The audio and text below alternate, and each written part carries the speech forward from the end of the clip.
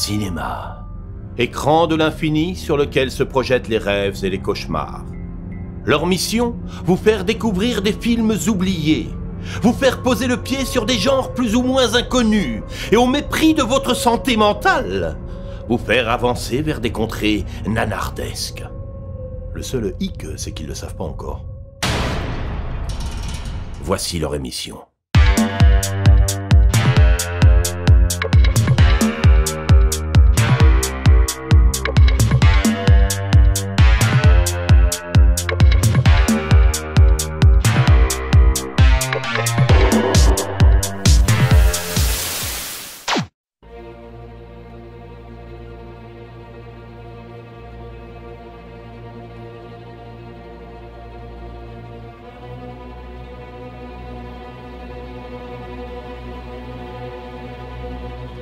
C'est l'heure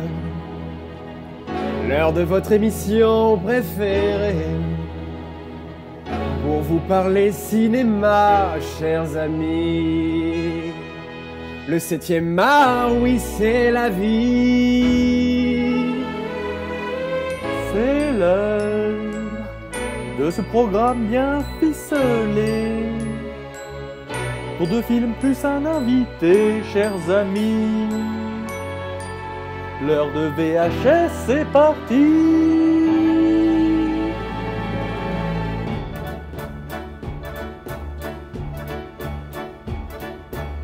Mettez-vous à l'aise sur votre chaise, votre canapé, pour tout apprendre, tout savoir sur le cinéma. Car souvent seul chez toi, tu ne sais pas quoi mater. Nous, on est là, rien que pour toi, pour te conseiller, t'orienter. Mettez-vous à l'aise, Mathieu et Fabien sont prêts.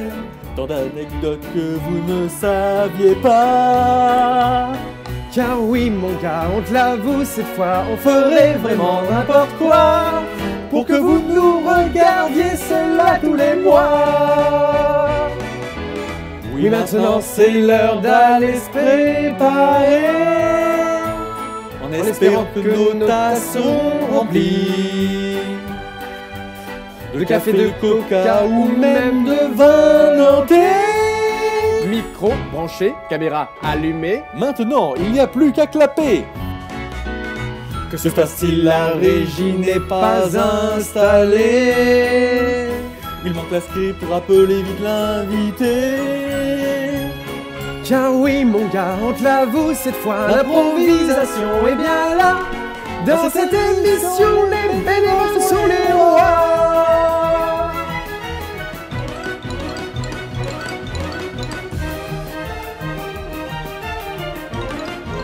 Et nous voilà dans cette 26e émission de VHS. On est très content, très enjoué de vous retrouver. Vous avez vu, on a poussé un exercice plutôt costaud. On peut applaudir Mathieu. On peut applaudir Fabien qui a écrit et chorégraphié toute cette petite danse. Et Mathieu qui m'a suivi comme un fou encore sur cette chanson. On sortira peut-être le single si ça vous plaît, si ça fait des nombres de vues incommensurables. On va mettre ça en vente. LOVHS, numéro 1 des ventes tout du mois de mars. Bon, bref, en tout cas, ça sera gratuit, on se retrouve dans cette émission, vous l'avez très bien compris, je pense, pour parler de films musicaux ou de comédie musicale. C'est un peu la même chose, mais moi, ce que j'ai envie de savoir, Mathieu, c'est qu'est-ce que c'est qu'un film musical? Ah oui, parce qu'il faut bien ne pas confondre film musical et comédie musicale, parce que la comédie musicale, comme son nom l'indique pas, c'est un truc qui finit heureusement avec un film musical. C'est plus large. Ça peut être plus large parce qu'il peut y avoir des drames aussi. Un des plus connus, parce qu'il a reçu quand même pas mal de prix, c'était Dancer in the Dark de Lars von Trier, où c'est quand même une histoire d'ouvrière qui devient aveugle, qui tue son patron et qui finit pendu. C'est expliqué dès le départ, donc bref, c'est pas joli. Et vraiment, c'est avec des musiques enjouées, avec Björk en même temps qui... Justement, si on parle plus récemment et beaucoup plus connu pour le plus grand public, j'imagine, La La Land est un film musical, plus qu'une comédie musicale. Voilà. Il y a quelques gags, il y a des moments enjoués, mais c'est effectivement une histoire quand même assez dramatique, assez proche, même on peut dire, de Parapluie de Cherbourg, qui est aussi un film musical, mais complètement musical, puisqu'il n'y a aucune partie parlée, alors que d'habitude, la tradition, c'est des parties chantées qui sont intégrées dans un récit plus traditionnel. Il y a aussi donc cette possibilité-là, et là, dans ce cas, c'est un film totalement musical, avec le risque par contre d'avoir des parties où c'est du pseudo-chanté. Parce que... Bon, et bah très bien, on va commencer Mathieu avec ton film plutôt atypique d'ailleurs j'ai envie de dire, mais c'est parti. La sélection de Mathieu. Eh bien, donc pour mon film, moi j'ai choisi un film atypique et surtout un film qui me tentait depuis longtemps. Je ne l'avais pas encore regardé. Donc tu l'as découvert pour le film, voilà. pour l'émission. Même si je me doutais un petit peu de ce qu'il y avait dedans, puisque j'avais déjà écouté la bande originale donc, et les chansons. Ils ont sorti un CD, ils ont fait une setlist de la bande originale. Bien sûr, c'est une comédie musicale, donc forcément. Là, c'est vraiment une comédie musicale, puisque c'est un film comique. Et quel film? C'est Cannibal the Musical, d'après une histoire vraie de cannibalisme dans les États-Unis de la fin du 19e siècle. Une affaire qui a fait énormément parler d'elle, l'histoire de Alfred Packer. Non, c'est Alfred Packer, mais apparemment il a été renommé comme ça. Ouais, il a été détourné. C'est gardé pour la blague. C'est un film d'1h35 réalisé par Trey Parker. Qui est Trey Parker? C'est évidemment l'un des créateurs de South Park. Donc on peut s'attendre à ce que il y a déjà l'humour à la fois gras et grinçant et aussi Matt Stone qui joue dedans. Donc les deux créateurs de South Park sont dedans. Et c'est un film qui a été produit par la Troma. Troma, donc Lloyd Kaufman. Notre on a eu la chance de rencontrer d'ailleurs il y a peu. Cet homme était incroyable et donc c'est quelqu'un qui a lancé des carrières dont Trey Parker et Matt Stone à travers ce film parce que c'est le premier film de Trey Parker. C'est l'histoire donc de Alfred Packer qui est un mineur qui a déjà vécu au Colorado et qui donc doit amener 6 personnes au Colorado et malheureusement comme il est pas très bon, il se perd dans la montagne rocheuse alors que va y avoir la neige et donc tout le monde va avoir faim, va avoir froid et ils finissent par devenir cannibales. C'est ça. Jusqu'à ce qu'il n'y ait plus qu'un seul survivant, à savoir Alfred Packer lui-même, et qui va être accusé de meurtre parce que justement c'est le seul survivant. Toi, qu'est-ce que tu en as pensé? Donc je ne le connaissais pas, et puis avec Mathieu, maintenant je commence des fois à m'attendre à des choses qui sortent de nulle part, mais en fait il n'y a que toi Mathieu qui peut trouver, ou en tout cas me proposer ce genre de film. Donc il faut passer par 10 liens avant d'arriver à ce film-là, mais en tout cas ma surprise était grande puisque j'ai vu un film en 4 tiers, je crois oui, en 4 tiers, il est bien en 4 tiers, oui. En 4 tiers, un film musical, et dès le début ça annonce effectivement la donne, quand j'ai vu Lloyd Kaufman produit, plus après effectivement les créateurs de South Park. Non, bon moi je l'ai peut-être pas pris en tout cas, je l'ai peut-être pas pris tout de suite comme il devrait être, on venait juste d'en parler juste avant. Moi, je l'ai quand même pris plus comme un nanar musical, mais un nanar quand même, puisque effectivement, le budget n'est pas là.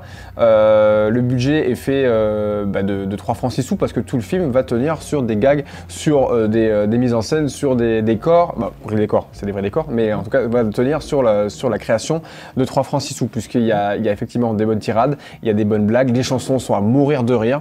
Moi, la chanson du cheval par exemple ou la chanson voilà, et puis même les dialogues sont hyper drôles parce qu'ils jouent ça sérieusement mais les répliques sont juste nulles, mais voilà, je me suis marré. Je pense pas que je le regarderai une deuxième fois, mais je trouve que mettre de la comédie musicale dans ce genre de projet, moi je l'avais jamais vu et je trouvais ça plutôt drôle à voir et plutôt foisonnant d'idées. Alors, pour moi, ce n'est pas un nanar pour la simple bonne raison que justement, il tient son propos de bout en bout. C'est un film qu'on ne faut pas confondre avec le nanar et la série Z. C'est effectivement une série Z puisque c'est un film fait avec 3 bouts de ficelle, comme tu l'as dit. Mais tout fait sens, tout est logique et tout tient la route. Donc, oui, non, mais la dramaturgie, le scénario tient la route. Un nanar pour moi. Tu dis que c'est tiré d'une histoire vraie. Est-ce que c'est signalé dans le film? Je me rappelle plus. Alors oui, c'est signalé d'une histoire vraie et qu'en même temps. Ils font croire que c'est un film des années 50, parce que le panneau de texte indique que ce film date de 55 si je me souviens bien, et on a enlevé les passages les plus gore, et ça commence évidemment avec une scène de boucherie sanglante. C'est l'humour de Matt Stone, c'est justement un humour de déconstruction, c'est un humour un peu crado, mais en même temps, justement, qui est toujours très bien réfléchi, ce qui fait que, effectivement, on voyait avec le manque de budget qu'il y avait beaucoup de trucs qui sont un peu tirés en longueur, mais c'est toujours avec une bonne idée. Non, c'est vrai que c'est vraiment du travail très important. A contrario, le dialogue, effectivement, contrairement du coup au nanar, comme on peut le sentir au sens large, les dialogues sont très très bien écrits. C'est pour moi le point fort en fait du film. C'est que ces dialogues, ces échanges entre, pareil, avec des Indiens qui sont plus asiatiques qu'Indiens. Ils ont toujours parlé japonais. Voilà, ça c'est trop drôle. Je veux dire, même les décors, les façons de voir. Genre, moi, il y a un décor qui m'a pas choqué, mais qui m'a fait. C'est un des premiers décors qu'on voit qui est créé sur un décor réel. Oui. Ils font une fausse entrée de mine. Oui. Et en fait, tu vois qu'il n'y a même pas d'entrée de mine dans la roche. Ils ont juste mis toute une barricade et tout un truc de chantier. Et tu vois les mineurs en train de travailler et tu vois très bien qu'il n'y a pas d'entrée de mine, mais ils font faire croire que c'est l'entrée de la mine. Et je trouve ça tellement drôle. Ouais, c'était les tipis faits en papier crépon. En papier crépon, par exemple. Mais, et puis tous les effets de sang, de gore, etc. sont quand même plutôt bien soignés et dans le délire aussi de la comédie. Et c'était plutôt cool. Et en même temps, comme c'est le propos, c'est ça ce qui est important. C'est un film qui plaira à tous ceux qui veulent du cinéma quasiment expérimental en plus. Et surtout un cinéma bien poussé. Toi, qu'est-ce que tu en as pensé en général, moi je pense que c'est à découvrir pour tous ceux qui sont amateurs du genre et puis rien que pour les créateurs derrière et les dialoguistes et les scénaristes, le projet mérite d'être vu et sous cette forme de comédie musicale qu'on aurait pu craindre dans ce genre de film, finalement il passe bien parce que justement il amène encore plus de gags, encore plus de profondeur ridicule à ce scénario, mais qui est tiré d'une histoire vraie du coup, comme tu nous l'as rappelé parce que je l'avais oublié, je t'avouerai. J'avais oublié que c'était tiré de l'histoire vraie. Et très bien, on va parler d'une autre histoire, peut-être plus ou moins vraie. Moins vrai, je pense. Moins vrai, je pense, avec mon film. C'est parti. La sélection de Fabien. Bon. On va parler de mon film cette fois-ci, que moi aussi je ne connaissais pas, que j'ai découvert pour l'occasion. Pareil, et du coup je suis content de te faire découvrir. C'est peut-être une des rares fois d'ailleurs que je te fais découvrir. Oh, si, non. Bon, pourquoi j'ai choisi ce film? Genre je le connaissais pas, c'était un risque encore une fois. En fait, je me suis remémoré toutes les chansons musicales, toutes les comédies musicales que j'avais pu voir. J'en ai pas vu non plus tant que ça, mais j'en voulais piocher dans une ancienne assez classique parce que j'aime bien l'esprit d'époque à ce niveau-là. Et j'ai repensé, peut-être pour ceux qui ont vu le Pixar Wall-E. Wall-E, plusieurs fois dans le film, va regarder, se remémorer des instants humains tirés d'une comédie musicale qui est de ce film, Hello Dolly. Voilà, et qu'on a parodié en amont dans ce début de l'émission. Voilà, donc Hello Dolly, au casting, on a Barbra Streisand, on a Walter Matthau. Alors Walter Matthau, pour ceux qui le connaissent, moi je le connais juste de Denis la Malice. Un film où il joue un vieux grincheux avec Christopher Lloyd d'ailleurs et puis un autre petit acteur. Comment s'appelle Macaulay Culkin non, c'est pas Macaulay Culkin. Il lui ressemble, mais ce n'est pas lui, ce n'est pas Macaulay Culkin. Ah, j'en suis certain. On pariera après, on pariera à un café. Voilà, bref, donc le casting est là et c'est surtout mis en scène et réalisé par le grand Gene Kelly qu'on qu'on expliquera plus. Le réalisateur de Chantons sous la pluie. Chantons sous la pluie. Voilà, toute la séquence, vous l'avez vu, danser sous cette pluie-là, effectivement. En tout cas, voilà, donc bien réalisé par Gene Kelly et ce film-là raconte quoi? Alors, si on prend l'attrait très simpliste, ça va être un feu de l'amour entre plusieurs couples et une créatrice de mariage ou en tout cas de couple, on va dire. Mais si je suis une entremetteuse, si je suis plus serein, je vais dire ça en quelques lignes. Dolly est une femme plutôt très connue à New York par le fait qu'elle va créer des événements toujours liés au mariage et à la réunion de couples. Elle va aller chez un client qui lui a demandé de marier sa nièce avec quelqu'un. Sauf que ce client-là est un peu bougon, ce client-là refuse sa fille à un autre garçon qui l'avait demandé en amont, mais ce client-là a aussi deux jeunes salariés, un de 8 ans et 9 mois, 8 ans et 9 mois et l'autre de 19 ans. Je précise ce que je dis plusieurs fois dans le film, ça me fait rire. Bref, qui eux rêvent de liberté et rêvent d'aller dans une plus grande ville que la leur qui s'appelle Yonkers. Voilà, donc la chanson le dit très bien dans le début du film. Voilà, sauf que cette Dolly, elle est amoureuse, en tout cas, elle a flashé sur ce client. Donc elle va tout faire. Elle va tout faire pour trouver ses fins et essayer de se marier avec lui. Et pour cela, elle va foutre un peu le bazar dans tous les autres couples tout le long du film. Voilà, c'est un peu le brouhaha, c'est un peu les feux de l'amour, je suis d'accord, mais en comédie musicale, ça s'y prête plutôt bien, puisqu'effectivement, toutes les romances vont être chantées, toutes les romances vont être expliquées. Disons aussi que le décor se passe au début du XXe siècle. Oui, donc, ça se passe en 1880... 1905 ou quelque chose comme ça. Non, c'est 1890, je crois, ah oui, au début du film. En fait, je crois que c'est bon, bref, fin du 19e, début du 20e. Donc avant, en tout cas, la Première Guerre mondiale. Ouais, avant la Première Guerre mondiale, voilà. Qu'est-ce que j'aime dans ce genre de film et qu'est-ce que j'ai aimé voir et découvrir, justement, même si je connaissais quelques chansons, c'est la mise en scène méticuleuse, une gestion de nombreux figurants, des chorégraphies qui sont pour moi classiquement indémodables, puisque même si l'histoire, on s'en fout un petit peu, enfin, les romances, on s'en fout un petit peu. Nous, on a juste envie du répondant, des danses, des façons d'amener. On va t'apprendre à danser en 2 minutes alors que le personnage ne sait pas danser. On va t'apprendre à aimer alors que tu n'as jamais pensé aimer avant, etc. Voilà, moi, c'est tout le côté comédie musicale classique des années, effectivement, des années 60-70. Qui revient ici et qui est quand même soigné par un grand casting puisque c'est des belles voix. Il ne faut pas se le douter, à côté on ne vaut pas la chandelle, n'est-ce pas Mathieu? Oui, ce sont des chanteurs expérimentés. D'ailleurs, Barbra Streisand a été choisie par Gene Kelly alors que le personnage qu'elle devait jouer était beaucoup plus âgé et donc on lui fait reproche de sa jeunesse. D'accord. Mais il se trouve qu'elle a très bien tenu le rôle. Il y a eu des Oscars pour ce film-là. 3 Oscars liés à la musique, je crois. Meilleur film, meilleur son et meilleure chanson. Avec Hello Dolly. Interprété entre autres par comment il s'appelle le grand chanteur et trompettiste Louis Armstrong. Louis Armstrong, qu'on aperçoit dans le film, effectivement. Dans son propre rôle. Qui m'a du coup surpris, je ne m'attendais pas à le voir. Alors, toi, qu'est-ce que t'en as pensé, Mathieu? Alors, il y a quelque chose dont je n'ai pas pu faire abstraction. Oui. C'est à cause déjà de son époque de production. Ça date de 70. C'est 70. Ouais. Enfin bref.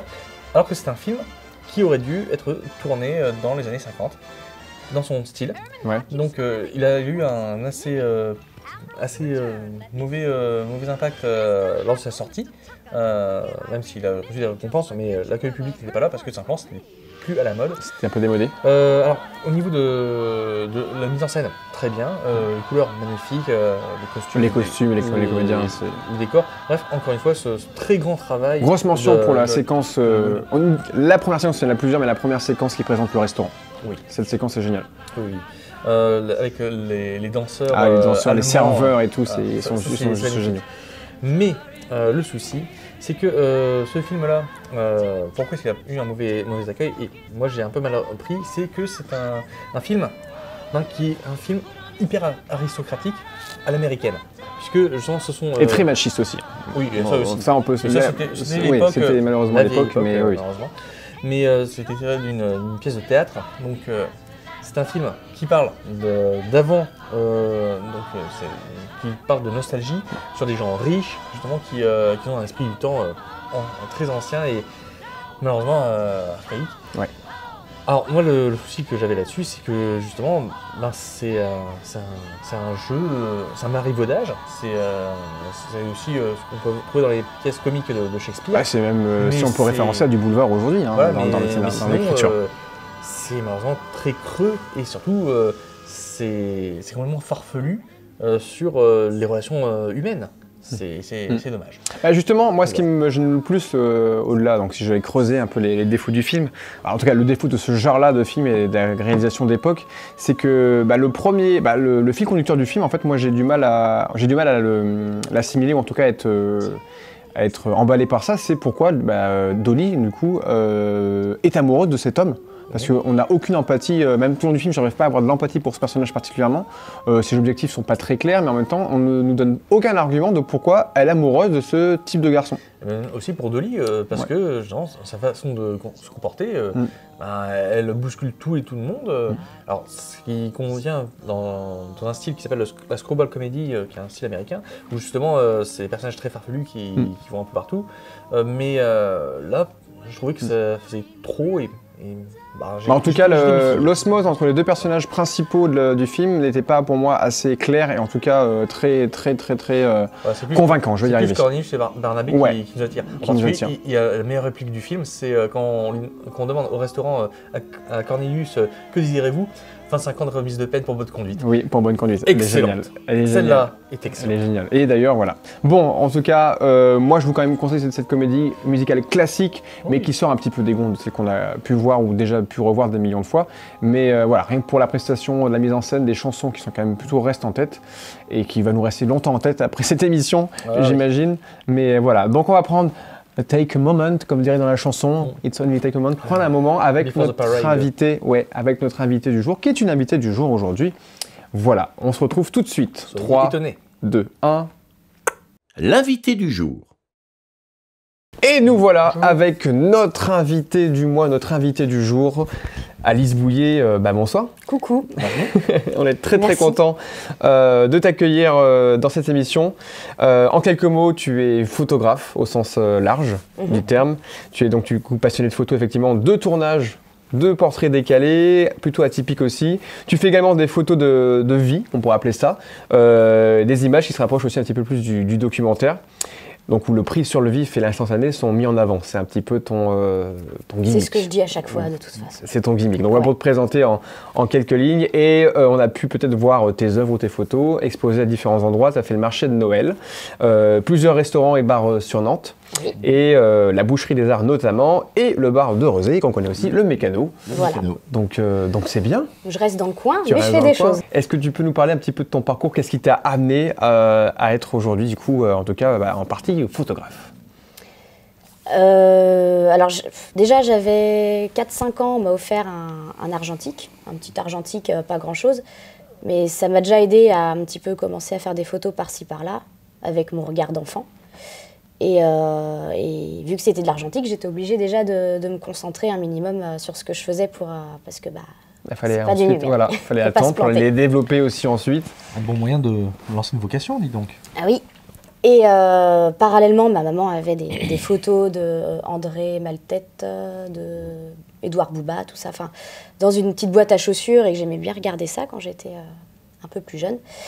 Donc voilà, ça commençait à m'intéresser pas mal. Un peu après, je disais c'était à mon grand-père paternel que je voulais être photographe. Il m'a découragée. Et du coup, ça arrive. Les hein. grands-pères. La pression Voilà, familiale. c'est ça.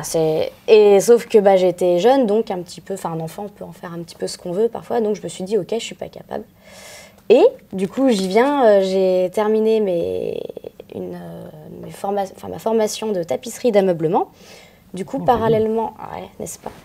Parallèlement à ça, donc j'étais tapissière toute seule pendant 4 ans, mais je m'emmerdais un petit peu, je m'ennuyais pour certaines choses, et du coup, je faisais de la photo avec un compact qu'on m'avait offert. L'ex-femme de ce grand-père pas gentil.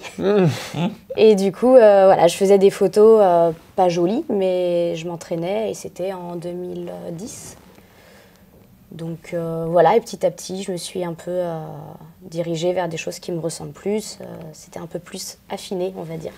Donc en Merci grosse partie, À l'ex-femme du grand-père. oui. Oui, Donc c'était le premier numérique, premier compact numérique, j'imagine. Voilà. Tu es passé de l'argentique au numérique voilà. pour rester maintenant, j'imagine, en J'ai grosse fait, partie dans le numérique. Compact, bridge, réflexe, après. Très bien. Donc autodidacte à 90%, on va dire presque alors du coup. Voilà, Ouais. c'est ça. Et après, j'ai quand même pris des cours par-ci par-là pour Pour perfectionner sur certaines. régler certaines Ouais. choses au niveau technique qui c'était pas trop ça. Mais autrement, ouais, 85% autodidacte, on va dire.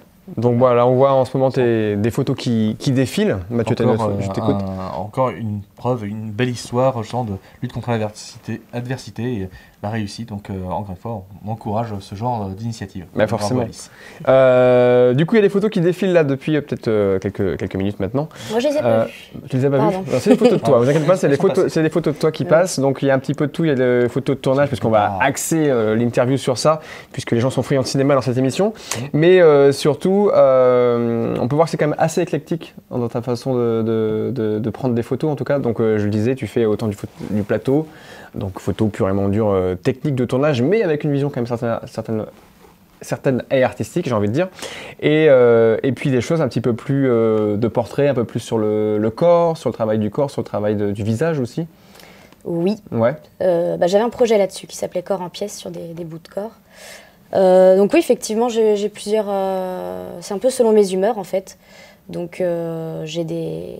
Je sais pas si je peux parler de mes projets, là, justement. Bon, réfléchis, on en parlera un peu plus tard. À la fin, ça lancera comme ça la grille, mais on en parlera juste après. En fait, c'était pour relier à savoir si tu étais inspiré de certaines choses. Est-ce que tu avais des influences ou des références particulières dans le travail de la photographie? D'accord. Alors oui, forcément que je suis inspirée, j'ai des inspirations donc de plein de photographes actuels, entre autres. T'as des noms? J'ai des noms. Balance les noms. Vas-y. Alors, j'en ai tellement, faut que je mette de l'ordre. Alors il y a Alain Laboile qui a qui fait beaucoup de photos de justement, c'est des scènes de vie dans sa famille, beaucoup de ses enfants, mais c'est des super photos très spontanées où là on voit le côté quasi pris sur le vif. Y a qui d'autre? Théo Gosselin qui fait des choses. La première fois que je l'ai découvert, je pensais d'ailleurs que c'était un photographe des années 70, mais pas du tout. Et il fait pas mal de baroud avec ses potes et voilà, il fait des photos, beaucoup d'argentique aussi. Il est sur le van, dans le van, il part dans tous les pays. Et voilà, ça m'inspire, mais par contre, je vais faire des choses qui n'auront rien à voir, mais ça me donne envie de créer. Voilà, c'est ce qui te donne envie de créer. Et peut-être des directeurs de la photographie, ou en tout cas des influences cinématographiques plus. Ouais, alors j'ai... Des choses qui t'ont marqué.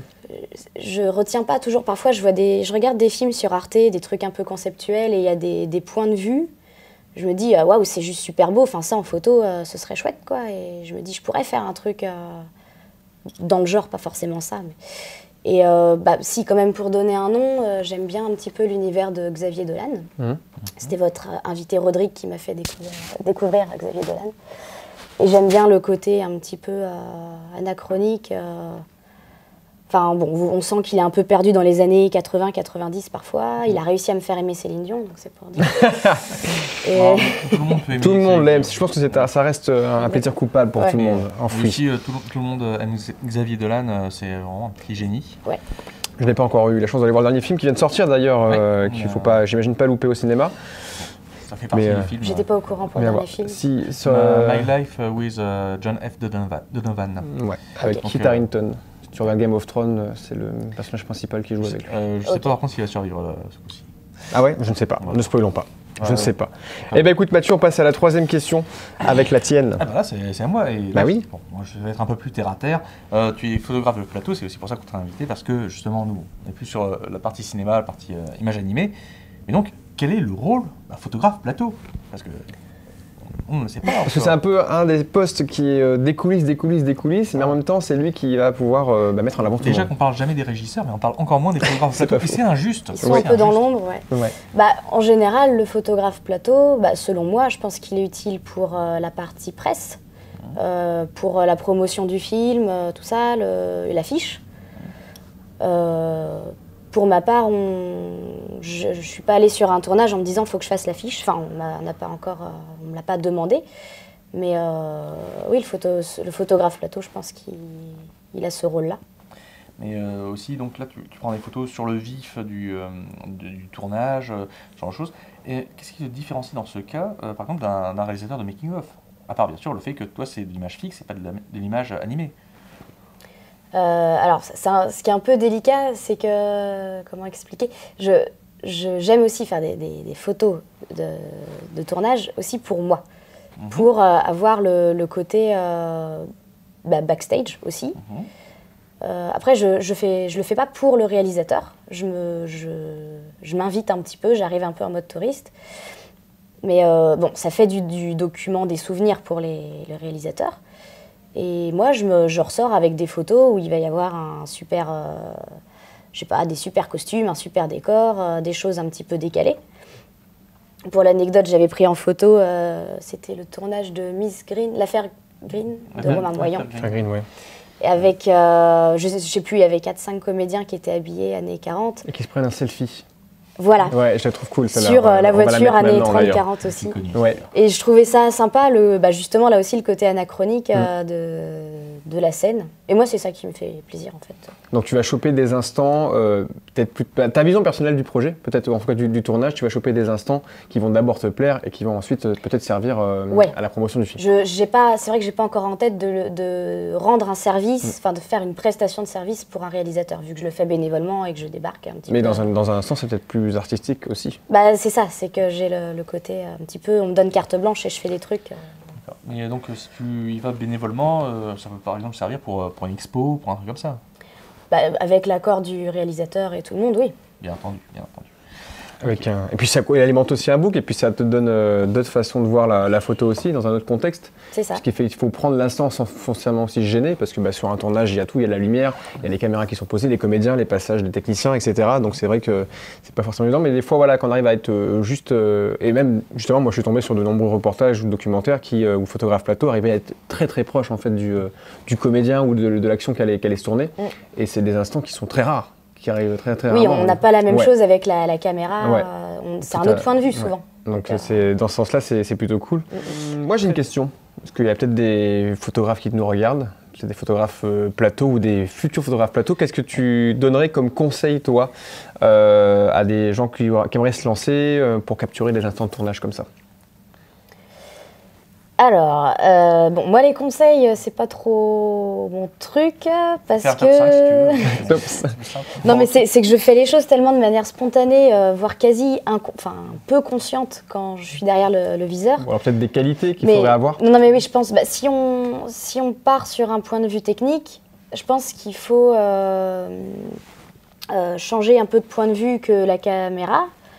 On avait fini là-dessus tout à l'heure, enfin là, pour pas avoir la même image et puis oser avec la plongée, la contre-plongée.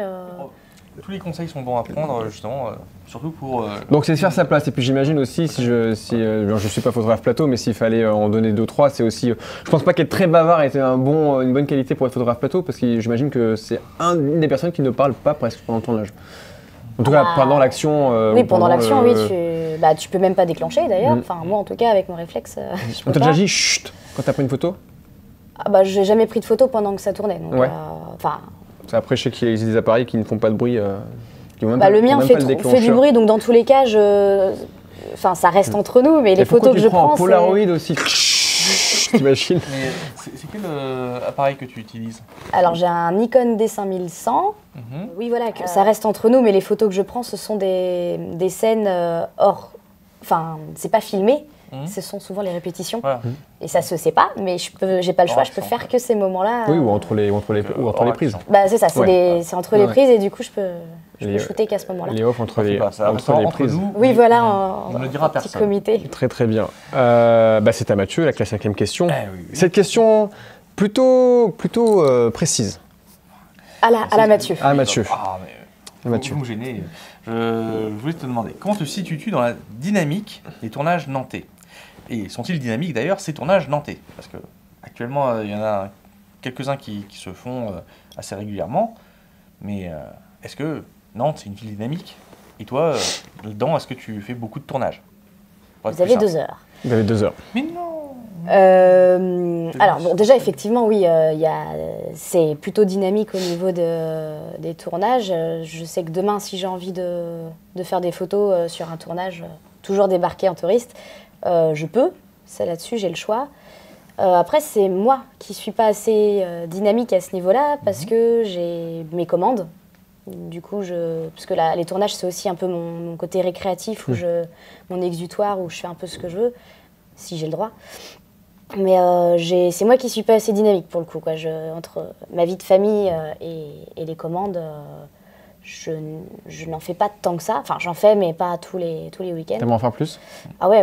Bon, le message est lancé. J'y serai tout le temps. N'hésitez le pas message à inviter, faites des commandes à Alice Bouillet. Ah oui, comme ça, on fait.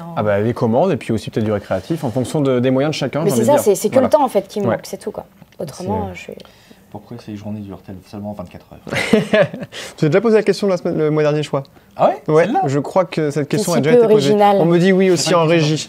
Mathieu radoterait? Oh non, voyons. Ça veut dire que c'est une question centrale sur l'existence de l'univers. Bon, j'ai envie de rajouter une petite question supplémentaire, mais qui est venue tout à l'heure indirectement. C'est de savoir quels sont peut-être les futurs projets auxquels tu vas participer, toi, personnellement. Et s'il y a d'autres tournages auxquels tu vas peut-être t'incruster, comme tu sais bien le dire, sur les plateaux. C'est ça. Je viens mendier les tournages. Alors les projets, donc j'en ai plein en même temps, mais parce que j'aime bien jongler entre l'un ou l'autre selon les propositions des gens et aussi mon humeur. Là j'ai un projet qui s'appelle Quoi ma gueule sur des personnes atypiques. Donc là j'ai déjà eu l'occasion de prendre en photo un faire des portraits d'un monsieur qui a un œil en moins, donc on voit toute la qualité. On peut la mettre? On peut la mettre, oui, parce qu'il m'a autorisé donc on la place, publier. effectivement. Donc un petit peu dérangeant peut-être, mais on vous la met parce qu'elle est quand même. Il y a de l'artistique dans tout. Et puis il faut pas que ce soit dérangeant. C'est beau. Enfin, dites-vous bien que c'est beau dans le sens où ce gars-là, il est super à l'aise avec ça et il dégageait tellement quelque chose de beau et de zen par rapport à ça que faut pas être dérangé. Enfin, faut pas. C'est facile à dire. Non, mais donc voilà, un visage qui. On vous la place maintenant. Et du coup, je passe mon annonce, mais s'il y a quelqu'un qui serait atypique dans les personnes qui regardent, qui soit, on va dire, qui a les yeux verrons, albinos ou très androgyne ou transsexuel, enfin atypique, je prends, vu que c'est un projet à durée indéterminée pour le moment. J'ai pas envie de me mettre de limite. Non, voilà, et puis ça permet, en fonction des rencontres, d'avoir un book après sur ce projet-là, j'imagine, et de l'exposer. Ce serait en vue d'une expo. Très bien. Des photos de tournage, peut-être un futur tournage où tu penses peut-être t'incruster? Stéphane Morel-Mogoma. Ouais. Ah oui, j'aime bien ce qu'il fait, il fait toujours des trucs. C'était sur le dernier du coup là? Alors j'ai pas pu, donc j'étais très très frustrée parce que j'ai vu les photos d'un autre photographe plateau qui est donc Roger Urfer. Et j'ai vu les photos et je me suis dit... On l'embrasse aussi. Oui, coucou Roger. et je me serais éclatée quoi, niveau photo, mais j'ai pas pu, donc... merci Alice d'être passée au crible. Merci à vous. On s'est incrusté dans ton petit monde pour savoir un petit peu ce qui se passe. Incrusté, c'est le mot là. Ouais, voilà, j'en ai regardé ce mot, il va me rester. Et toi, tu t'es incrusté aussi avec tes images incrustées sur exactement, donc pour retrouver plus, je mettrai tous les liens qu'elle me fournira, qu'elle m'a fourni maintenant, puisque la vidéo est faite, qu'elle m'a fourni, sont dans la description. Et n'hésitez pas à aller voir et puis à la contacter si vous voulez effectivement la voir sur votre plateau par exemple. Bon. Il est encore temps de piocher le thème du mois prochain. C'est le moment fatidique. Oui. C'est moi qui suis chargée de... Toujours.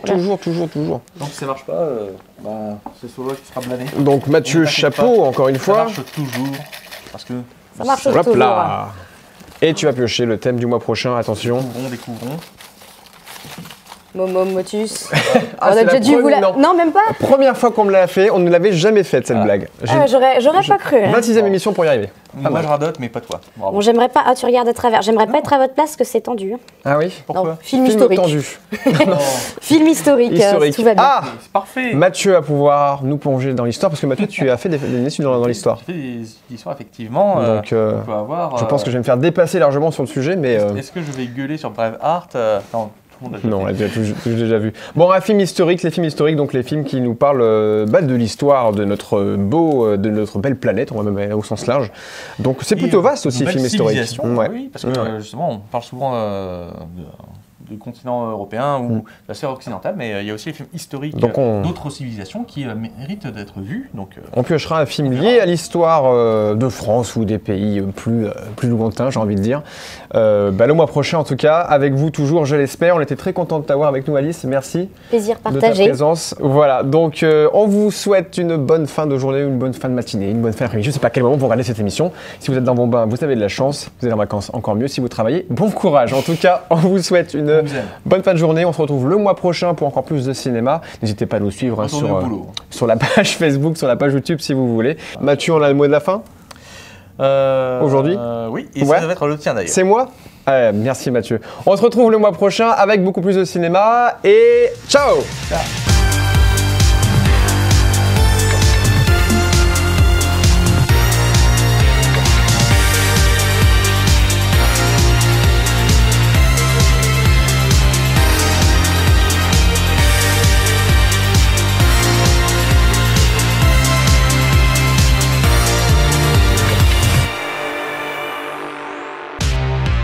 VHS, visionnage hautement subjectif. Un thème, 2 films, plus un invité du cinéma local. L'émission des films plus ou moins connus.